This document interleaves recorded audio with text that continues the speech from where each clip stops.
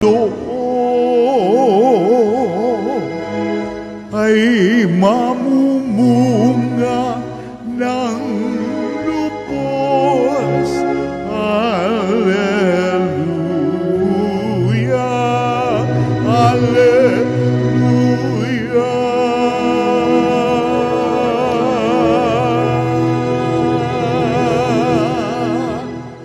Sumainyo ang Panginoon. At sumaiyo rin. Ang mabuting balita ng Panginoon ayon kay San Lucas. Papuri sa iyo, Panginoon. Noong panahong iyon, dating ang mga taong nanggagaling sa mga bayan-bayan at lumalapit kay Jesus. Nang natitipon na ang napakaraming tao, isinalaysay niya ang talinghagang ito. May isang taong lumabas para maghasik ng binhi. Sa kanyang paghahasik, may binhing nalaglag sa daan at nayapakan. Ang mga ito'y tinuka ng mga ibon. May nalaglag sa kabatuhan at pagtubo ay natuyo dahil sa kawalan ng halumigmig. May nalaglag naman sa dawagan. Lumago ang dawag at ininis ang mga binhing tumubo. Ang iba'y nalaglag sa matabang lupa, tumubo at namunga ng tig-100 butil, at malakas niyang idinugtong, makinig ang may pandinig. Itinanong ng mga alagad kung ano ang kahulugan ng talinghagang ito. Sumagot si Jesus, sa inyo'y ipinagkaloob na malaman ang mga lihim tungkol sa paghahari ng Diyos. Ngunit sa iba'y sa pamamagitan ng talinghaga upang tumingin man sila'y hindi makakita at makinig man sila'y di makaunawa. Ito ang kahulugan ng talinghaga. Ang binhi ay ang salita ng Diyos. Ang mga binhing nalaglag sa tabi ng daan ay ang mga nakinig. Ngunit dumating ang dyablo at inalis sa kanilang puso ang salita upang hindi sila manalig at maligtas. Ang mga nalaglag sa kabatuhan ay ang mga nakinig ng salita at tumanggap nito ng may galak. Ngunit hindi ito tumimo sa kanilang puso. Naniwala silang sandali, subalit sa panahon ng pagsubok ay tumitiwalag agad. Ang mga nahasik naman sa dawagan ay ang mga nakinig, ngunit ng malaon ay nadaig ng mga alalahanin sa buhay at ng pagkahumaling sa kayamanan at kalayawan, kaya't hindi nahinog ang kanilang mga bunga. Ang mga nahasik naman sa matabang lupay, ang mga nakinig ng salita. Iniingatan nila ito sa kanilang pusong tapat at malinis at sila'y nagtitiyaga hanggang sa mamunga. Ang mabuting balita ng Panginoon. Pinupuri ka namin, Panginoong Hesukristo. Isang mapagpalang umaga po sa inyong lahat. Sabado na naman, katapusan ng ating linggo para sa ika-24 na linggo sa karaniwang panahon. At ngayon po ay kapisahan ni Padre Pio, si Saint Pio ng Pietrelcina, kung saan ay isa sa mga nakinig o nakatanggap ng salita ng Diyos at ito'y kanyang isinabuhay. At ngayon ay pinararangalan natin bilang isa sa mga banal. Balikan po muna natin ang mga salitang inihasik sa atin sa buong linggong ito. Noong Lunes, inihasik sa atin ang salita na sinabi nung isang kapitan ng Romano. Siya po ay nakiusap, lumapit kay Jesus upang pagalingin ang kanyang alipin. Sabi niya, hindi ako karapat-dapat na humarap sa inyo, ngunit magsalita po lamang kayo at gagaling na ang aking alipin. Noong Martes, ang sabi naman ng inihasik sa atin ay sa kwento na kung saan namatayan ang isang babaeng balo at dahil sa habag ni Jesus, kanyang binuhay ang anak nito at ibinalik sa kanya. Sinabi ni Jesus sa lalaki, "Binata, bumangon ka."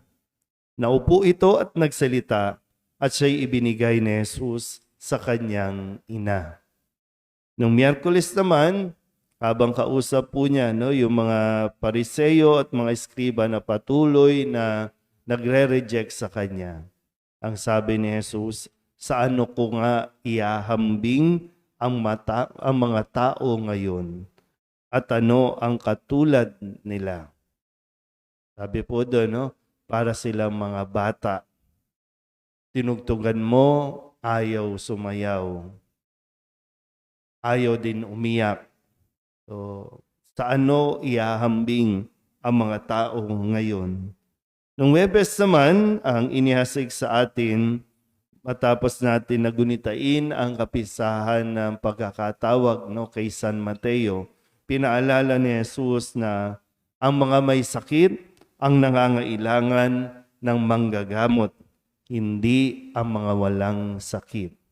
So, nais tayong gamutin ni Jesus mula sa ating mga kasalanan na siyang nagdudulot ng pagkakasakit ng atin pong mga kaluluwa. Kahapon, Biyernes, ipinaalala din na lahat ay mayroong bahagi na ginagampanan sa pagpapahayag ng mabuting balita. Habang si Jesus at ang kanyang mga alagad ay naghahasik ng mabuting balita, mayroong mga kababaihan na tumutulong para sa kanila. Ang sabi po sa ating ebanghelyo, ang ari-arian nila ang itinutustos nila sa pangangailangan ni Jesus at ng kanyang mga alagad. So sa ganung paraan din, sila ay nagiging tagapaglingkod. At ngayon, nasabi nga, matapos nating marinig ang mga ito, pinapaalala sa atin yung kahalagahan ng pakikinig. Kasi kung hindi makikinig, anong papasok sa atin? Kailangan natin ma-absorb, Kailangan natin tanggapin ang mga salita na siyang sinasabing binhi na inihahasik sa atin na napakahalaga para sa atin. Binhi pa lang. Kung tutuusin, binhi lang ito na hindi po pwedeng pabayaan. Kasi yung binhi, kailangan mo din pinagtsatsagaan. Kaya nga sabi dito sa huling bahagi ng ating ebanghelyo, kung matatanggap mo yan, iniingatan nila ito at sa kanilang pusong tapat at malinis at sila'y nagtsatsaga hanggang sa mamunga. Ganun kahalaga yung binibigyan diin dito, na sa pagdiriwang natin ng banal na misa, sa pagpapahayag ng mga salita ng Diyos, napakahalaga na nakikinig tayo ng mabuti. Hindi ko alam po kung pagkatapos ba ng misa, medyo binabalik-balikan mo ba yung kahit hindi wag na yung homily, binabalikan mo ba yung mga ipinahayag na salita? Maging sa unang pagbasa, salmon tugunan, yung ebanghelyo, pagkatapos ba ng misa, binabalikan ng konti. Ano nga ba yun? O pagkatapos ng misa, paglabas sa paglabas, wala talaga tayong naalala. Para tayo nagkakaroon ng amnesia. Kaya tuloy, pag-uwi natin, kung magkaroon man ng problema sa daan, magkaroon man ng problema sa bahay, parang hindi natin lagi alam kung paano kikilos o ano ang ating gagawin.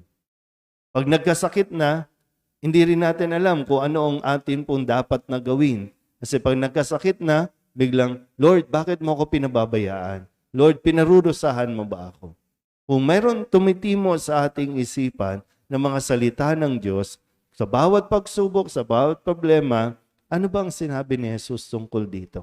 Ano bang sinasabi ng mga salita? Na ibinigay na nasa atin na kung tutuusin. Yun lang madalas, Nakakalimutan natin. Kaya ngayon ito, no?